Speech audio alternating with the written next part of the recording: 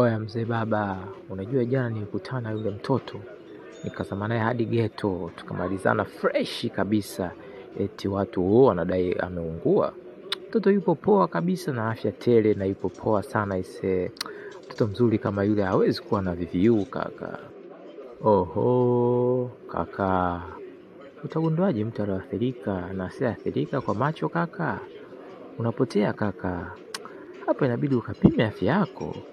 Kaka, jukumu la kulinda afya yako ipo kwako mwenyewe.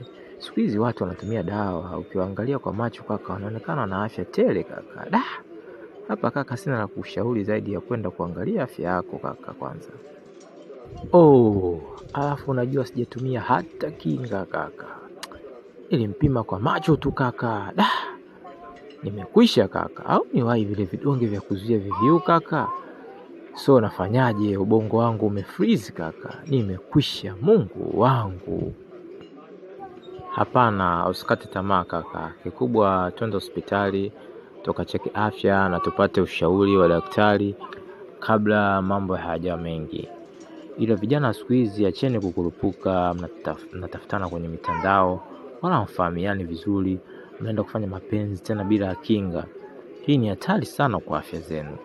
Hii yote sababu vijana mmeshindwa kufuata maadili na utamaduni wetu jinsi unavyotuongoza.